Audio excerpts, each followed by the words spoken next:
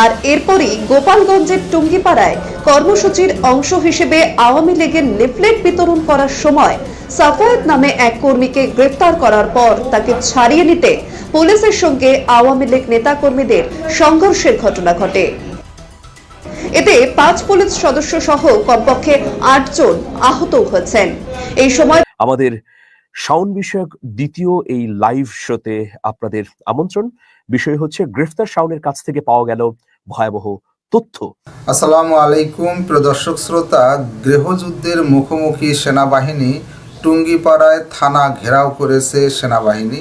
গুরুত্বপূর্ণ একটি প্রতিবেদন আছে, অবশ্যই সম্পূর্ণ ভিডিও জুড়ে থাকবেন। আবারও কি সেনা অভ্যুত্থান ঘটতে চলেছে কিনা, চলুন ভিডিওতে বিস্তারিত দেখে আসি। শাওন বিষয়ক দ্বিতীয় এই লাইভ শোতে আপনাদের আমন্ত্রণ। বিষয় হচ্ছে গ্রেফতার শাওনের কাছ থেকে পাওয়া গেল ভয়াবহ তথ্য। প্রিয় দর্শক, থাকুন আমাদের সঙ্গে। আপনাদের কোনো মতামত যদি থেকে থাকে আমরা জানতে চাই। এফআই দীপু দৈনিক যুগান্তর পত্রিকার হেড অব এন্টারটেইনমেন্ট, তিনি বিনোদন সাংবাদিকতার জগতে খুব পরিচিত একজন। প্রায় 2 যুগ ধরে তিনি বিনোদন সাংবাদিকতায় কাজ করেন। অনেক শোবিজের কুশীলবদের অন্তরালের ঘটনা তার জানা। সেই এফআই দীপু 1 ঘন্টা আগে একটা স্ট্যাটাস দিয়েছেন। সেই স্ট্যাটাসে তিনি বলেছেন, এই শাওন আর সোহানা সাবা দুজনেই ভারতীয় এক কূটনীতিকের কেপ্ট। ঢাকা থেকে সেই কূটনীতিক যখন ওমানে ইন্ডিয়ান হাই কমিশনে ট্রান্সফার হয়, তখন ওমানে শাওন আর সোহানা সাবাকে হানি ট্রিপে নিয়ে গিয়েছিল সেই কূটনীতিক। বাংলাদেশে ভারতীয় গোয়েন্দা সংস্থার যে কজন এজেন্ট কাজ করে তার মধ্যে অন্যতম শাওন। দেশ নিয়ে চক্রান্ত করার জন্য তাকে 3rd ডিগ্রি দেওয়া হোক। এটা হচ্ছে এফআই দিবু দৈনিক যুগান্তরের হেড অব এন্টারটেইনমেন্ট, তার একটি ফেসবুক স্ট্যাটাস। সেই স্ট্যাটাসে অনেকে অনেক ধরনের মন্তব্য করেছেন। প্রিয় দর্শক, সেই সব মন্তব্যে না গিয়ে আমি যদি এই মুহূর্তে পাওয়া আরেকটি তথ্যের দিকে যাই, তাহলে দেখব যে গত 15ই জানুয়ারি আওয়ামী লীগ একটি গোপন বৈঠক করেছিল বলে গোয়েন্দা সংস্থা অভিযোগ করছে বা তাদের তদন্তে উঠে এসেছে। সেই গোপন বৈঠকে আওয়ামী লীগের মধ্যম সারির নেতারা উপস্থিত ছিলেন। সেখানে বাংলাদেশে অবস্থানরত সাংস্কৃতিক কর্মীরাও ছিলেন। 2 জন সাংস্কৃতিক কর্মী উপস্থিত ছিলেন। এর মধ্যে একজন হচ্ছেন অভিনেত্রী সোহানা সাবা আর অন্যজন হচ্ছেন মেহের আফরোজ শাওন। সকালে মেহের আফরোজ শাওন একটি স্ট্যাটাস দেন। বৃহস্পতিবার আপনারা জানেন যে আজকে সন্ধ্যায় জামালপুর সদর উপজেলা নরন্দি রেলওয়ে স্টেশন সংলগ্ন এলাকায় হুমায়ুন আহমেদের স্ত্রী এবং টিভি অভিনেত্রী মেহের আফরোজ শাওনের বাবার বাড়িতে ছাত্র জনতা আগুন দেয়। এই আগুনের পরিপ্রেক্ষিতে শাওন সামাজিক যোগাযোগ মাধ্যমে ছাত্র জনতাকে উদ্দেশ্য করে লেখেন যে, ভয় পেয়েছো বাচ্চারা, আর আজই তাকে গ্রেফতার করা হলো। তার বিরুদ্ধে কি অভিযোগ? রাষ্ট্রীয় ষড়যন্ত্র করার অভিযোগ। এখন নেটিজেনরা অনেকেই বলছেন যে তিনি ছাত্র জনতাকে ব্যঙ্গ করে বললেন, ভয় পেয়েছো বাচ্চারা, কিন্তু কিছুক্ষণের মধ্যে নিজেই বিপাকে পড়ে গেলেন, অর্থাৎ গ্রেফতার হলেন। দেখুন, অনেকেই কিন্তু সামাজিক যোগাযোগ মাধ্যমে ভিন্ন মতের স্ট্যাটাস দিচ্ছেন, মানে গণ অভ্যুত্থানের চেতনার বিপক্ষে গিয়ে। তারা তো গ্রেফতার হননি, শাওন কেন গ্রেফতার হলেন? এই প্রশ্নের জবাবে ডিবি জানাচ্ছে যে শাওনের বিরুদ্ধে ভয়াবহ গুরুতর বেশ কটি অভিযোগ পাওয়া গেছে। এর মধ্যে একটি অভিযোগ হচ্ছে যে বাংলাদেশকে অস্থিতিশীল করবার জন্য ডক্টর মোহাম্মদ ইউনূসের অন্তর্বর্তীকালীন সরকারকে পতন ঘটাতে নানামুখী তৎপরতা চালানো হচ্ছে দেশের অভ্যন্তর থেকে এবং বাইরে থেকে। ইতিমধ্যে আওয়ামী লীগ এবং নিষিদ্ধ ছাত্রলীগ বেশ কটি অনলাইন বৈঠক করেছে। সেই সব বৈঠকে শাওন উপস্থিত ছিলেন। সবচেয়ে গুরুতর অভিযোগ হচ্ছে যে 15ই জানুয়ারি যে গোপন বৈঠকটি হয়, সেই বৈঠকে শাওন সক্রিয়ভাবে অংশগ্রহণ করেন এবং নানা ধরনের পরামর্শ দেন। সুনির্দিষ্টভাবে শাওনকে বেশ কটি দায়িত্ব দেওয়া হয় যে সাংস্কৃতিক অঙ্গনে যারা আওয়ামী পন্থী আছেন তাদেরকে সংগঠিত করবার জন্য সংগঠিত করে একটি প্ল্যাটফর্মে নিয়ে আসার জন্য শাওনকে দায়িত্ব দেওয়া হয়, যার ফলশ্রুতিতে আমরা দেখছি যে শাওন কিছু কাজও এগিয়ে নিচ্ছিলেন। তো শাওনের বিরুদ্ধে গোয়েন্দা পুলিশ বলছে যে 4টি অভিযোগ পাওয়া গেছে। সেই অভিযোগগুলো কি আপনাদেরকে জানিয়ে দিতে চাই। প্রথম অভিযোগ হচ্ছে, সাম্প্রতিক সময়ে বা আমি যদি গত 15 দিনের ঘটনা বলি, দেশের নানা স্থানে নানা ধরনের ঘটনা ঘটছে। নিষিদ্ধ ঘোষিত ছাত্রলীগ সহ আওয়ামী লীগ এবং এর অন্যান্য অঙ্গ সংগঠনের একেবারে তৃণমূল পর্যায়ের কিছু সংখ্যক মানুষ রাজপথে নামছেন মুখ ঢেকে বা খুব ভোরবেলায়, গভীর রাতে। এর পাশাপাশি বিএনপি, জামাত সহ অন্যান্য রাজনৈতিক দলের নেতা কর্মীদের উপর ব্যবসা প্রতিষ্ঠানে এবং নানা জায়গায় হামলার ঘটনাও ঘটছে। এইসব ঘটনার সঙ্গে আওয়ামী লীগ এর নেতাকর্মীরা জড়িত বলে গোয়েন্দা সংস্থা জানাচ্ছে। তার মানে আন্দোলন কর্মসূচির ঘোষণা দিয়ে একটা অস্থিতিশীল অবস্থা তৈরি করতে চায় আওয়ামী লীগের ওই অংশটি। এই যে অস্থিতিশীল করার চক্র, সেই চক্রের কর্মকাণ্ডের অংশ হিসেবে সাংস্কৃতিক জায়গায় দায়িত্ব দেওয়া হয়েছে শাওনকে। তিনি প্রথমত সংগঠিত করবেন, একত্রিত করবেন এবং নানা ধরনের অস্থিতিশীল পরিস্থিতি তৈরি করার একটা প্লট তৈরি করবেন। এটা হচ্ছে প্রথম অভিযোগ শাওনের বিরুদ্ধে। দ্বিতীয় অভিযোগ হচ্ছে বাংলাদেশে বসে ভারতে পলাতক আওয়ামী লীগ নেতাদের সঙ্গে গোপন বৈঠকে অংশগ্রহণ করা। আর তৃতীয় অভিযোগ হচ্ছে শাওনের বিরুদ্ধে নাশকতার পরিকল্পনায় অংশ নেয়া। চতুর্থ যে অভিযোগটি হচ্ছে যে শাওন সংঘবদ্ধ হয়ে সুনির্দিষ্ট ব্যক্তিবর্গের উপর যেন হামলা করা হয়, সেই হামলার ইন্ধনদাতা হিসেবে কাজ করছেন। এখন শাওন এই গণ অভ্যুত্থানের পর এত সাহস কিভাবে পেলেন, যেখানে আওয়ামী লীগের ডার্ক সাইডে নেতারাই বাংলাদেশে নেই, তারা পলাতক জীবনযাপন করছেন? এর একটা বিশ্লেষণ আছে। শাওন যেহেতু প্রখ্যাত ঔপন্যাসিক মরহুম হুমায়ুন আহমেদের স্ত্রী, শাওন যেহেতু হুমায়ুন আহমেদের দ্বিতীয় স্ত্রী হবার কারণে বর্তমান তত্ত্বাবধায়ক সরকারের অন্যতম গুরুত্বপূর্ণ উপদেষ্টা অধ্যাপক ডক্টর আসিফ নজরুলের শাশুড়ি, শাওন যেহেতু সাংস্কৃতিক অঙ্গনে খুবই পরিচিত একজন ব্যক্তি, শাওনের সাংস্কৃতিক অঙ্গনে অবস্থান রয়েছে, সামাজিক যোগাযোগ মাধ্যমে তার ফ্যান ফলোয়ার রয়েছে, সে কারণে শাওন যদি কোনো একটি কথা বলেন, প্রতিবাদ উচ্চকিত করেন, তাহলে তার বিরুদ্ধে ব্যবস্থা নেওয়াটা রাজনৈতিক নেতাদের বিরুদ্ধে ব্যবস্থা নেওয়ার মতো সহজ হবে না। এই তো সমীকরণ।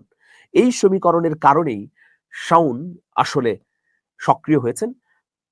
5ই আগস্ট 2024 গণ অভ্যুত্থানের পর থেকেই শাওন সামাজিক যোগাযোগ মাধ্যমে তার পক্ষে জনমত গঠন করতে যাচ্ছেন।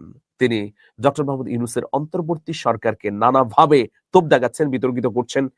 সরকারের পক্ষ থেকে বলা হচ্ছে যে শাওন অপপ্রচার চালাচ্ছেন, প্রোপাগান্ডা চালাচ্ছেন। যেমন ভারতের ময়ূখ রঞ্জন তিনি যেভাবে অপপ্রচার চালাচ্ছেন, ভারত থেকে একইভাবে শাওন দেশের অভ্যন্তর থেকে অপপ্রচার চালাচ্ছেন বলে অভিযোগ করছে সরকারের গুরুত্বপূর্ণ ব্যক্তিবর্গ। এখন দেখুন, শাওন তিনি গণহত্যার পক্ষে ইনিয়ে বিনিয়ে নানা ধরনের কথা বলছেন বলে নেটিজেনরা বারবার তাকে সতর্ক করছে, বা নেটিজেনদের মধ্যে একটা ক্ষোভ বিরাজ করছে। আমি যদি 5ই আগস্ট 2024 থেকে আজকের সময় মানে 6 ফেব্রুয়ারি 2025 পর্যন্ত তার ফেসবুকের স্ট্যাটাস গুলো দেখি, অধিকাংশ স্ট্যাটাসই উস্কানি দেয়া। এর মধ্যে একটি স্ট্যাটাস কেবল পজিটিভ ছিল। সেটা কি? সেটা হচ্ছে যে শিল্পকলা একাডেমির মহাপরিচালক হিসেবে যখন সৈয়দ জামিল আহমেদকে নিয়োগ দেওয়া হলো, তখন শাওন একটা ইতিবাচক স্ট্যাটাস দিয়েছিলেন। খুব উচ্ছ্বসিত হয়েছেন যে যথাযোগ্য লোককে যথাযথ জায়গায় দেওয়া হয়েছে। এর বাইরে গত দুদিন আগেও শাওন প্রধান উপদেষ্টার প্রেস সচিব শফিকুল আলমের বিরুদ্ধে বেশ কটি স্ট্যাটাস দিয়েছেন। শফিকুল আলম বইমেলায় স্থাপিত শেখ হাসিনার ছবি সম্বলিত একটি ডাস্টবিনে ময়লা ফেলছিলেন। সেই ছবি ফেসবুকে পোস্ট করার পরেই শাওনের মতো আরো অনেকে শফিকুল আলমের বিরুদ্ধে নানা ধরনের মন্তব্য করেছেন। কিন্তু শাওন কি শুধুমাত্র ফেসবুকে এইসব প্রচার চালিয়েই সীমাবদ্ধ? গোয়েন্দারা বলছেন যে যদি শাওন ফেসবুকে কেবল এইসব বলেই নিজেকে সীমিত রাখতেন, তাহলে গ্রেফতারের প্রয়োজন হতো না। তার বিরুদ্ধে ইতোমধ্যে এক্সট্রা টেরিটরি কনস্পিরেসিতে জড়িয়ে যাওয়ার কিছু তথ্য পাওয়া গেছে।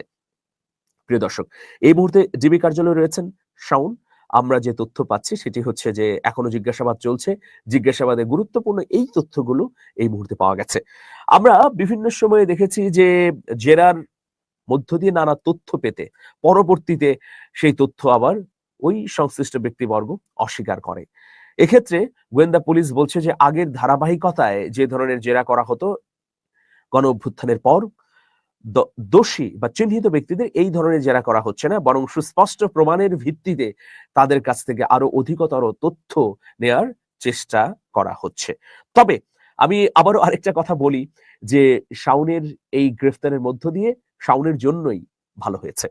কারণ আপনারা জানেন বাংলাদেশের মানুষের মনের মধ্যে প্রচন্ড ক্ষোভ বিরাজ করছে। কারণ 6 মাস পেরিয়ে গেছে, এখনো প্রায় 2000 মানুষকে হত্যার কোনো বিচার শুরু হয়নি। আহতরা কাতরাচ্ছে। মাঝে মধ্যে আমরা দেখছি যে রাজপথে নেমে তারা চিকিৎসার দাবি করছে সরকারের কাছে। মোটা দাগে ৬ মাসে সরকার গুরুত্বপূর্ণ কোনো কাজই করতে পারেনি। ট্রাইব্যুনাল গঠিত হয়েছে, বিচারক নিয়োগ হয়েছে, প্রসিকিউশন টিম হয়েছে, তদন্ত সংস্থা হয়েছে। কিন্তু ৬ মাসে একটি বিচারও হলো না। এতে হতাশ শহীদ এবং আহতদের পরিবার। ফলে তাদের মধ্যে প্রচন্ড ক্ষোভ বিরাজ করছে। এই ক্ষোভের বহিঃপ্রকাশই আমরা দেখলাম শেখ হাসিনা যখন ভারতে বসে ভাষণ দিলেন তখন। মানুষের ক্ষোভ কিন্তু আসলে ৩২ না। ক্ষোভটা হচ্ছে শেখ হাসিনার উপর। তিনি গণহত্যার দায় যেমন স্বীকার করছেন না, সামান্যতম অপরাধ বোধ তার মধ্যে নেই। সেই আগের একই বয়ান, সেই আগের একই কথার পুনরাবৃত্তি, সেই আগের হুঙ্কার, সেই আগের দেখে নেওয়ার আস্ফালন দিচ্ছেন। এ কারণেই মূলত ৩২ কে গুড়িয়ে দিয়েছে ছাত্র জনতা। এইরকম মতামত কিন্তু বিশ্লেষকরা দিচ্ছেন। একইভাবে এইরকম যখন দগদগে একটা ঘা আমরা দেখতে পাচ্ছি যে সাধারণ মানুষের মনের মধ্যে, তখন শাওন সহ আরো বেশ কয়েকজন সেই ঘায়ে উস্কানি দিয়ে যাচ্ছেন। সেই ঘায়ে লবণ ছিটাচ্ছেন। ফলশ্রুতিতে শাওনকে গ্রেফতার করা হয়েছে। এখন শাওনকে গ্রেফতারের পরিপ্রেক্ষিতে কি তথ্য পাওয়া যাবে সেটা তো গোয়েন্দারা যাচাই বাছাই করবেন বা পরে আমরা জানবো। কিন্তু আপাতত অনেকেই শুকরিয়া আদায় করে স্ট্যাটাস দিচ্ছেন এই কারণে যে শাওনের এইসব কথার জবাব দিয়ে ক্ষান্ত হয়ে যাচ্ছিলেন নেটিজেনরা। তাকে নিয়ে নানা ধরনের শ্লেষ, ব্যঙ্গ, বিদ্রূপও কিন্তু করছিলেন নেটিজেনরা। কারণ শাওন কোনোভাবেই ক্ষান্ত হচ্ছিলেন না। একটা এত বড় ঘটনা ঘটে গেছে, আওয়ামী লীগের অনেক নেতা যেমন পলাতক, দেশের মধ্যে যারা আছেন তারাও একেবারেই নিজেকে গুটিয়ে নিয়েছেন। কোন রকমের দিনাতিপাত করছেন। এইরকম পরিস্থিতিতে সবাই লজ্জায় হোক, অপরাধ বোধে হোক বা আত্মসমালোচনা করে হোক চুপ আছেন। সেখানে শাওনের মতো অভিনেত্রী, যিনি আবার হুমায়ূন আহমেদের স্ত্রী ছিলেন, সেই অভিনেত্রী গণহত্যার বিরুদ্ধে দাঁড়িয়ে নানা ধরনের ব্যঙ্গ, বিদ্রূপ, মশকরা করে যাচ্ছেন। এ কারণেই নেটিজেনরা তার বিরুদ্ধে ক্ষুব্ধ। প্রিয় দর্শক, আপনারা ভালো থাকুন। এই বইমেলায় আমার ২ টো বই বেরিয়েছে, গুম রাজ্যে গোলাপের ঘ্রাণ এবং গোয়েন্দা কবলে মুগ্ধ। বই দুটো আপনারা সংগ্রহ করলে খুশি হব, অনুপ্রেরণা পাবো। অনেক অনেক ধন্যবাদ। শুভেচ্ছা নিরন্তর। আল্লাহ হাফেজ।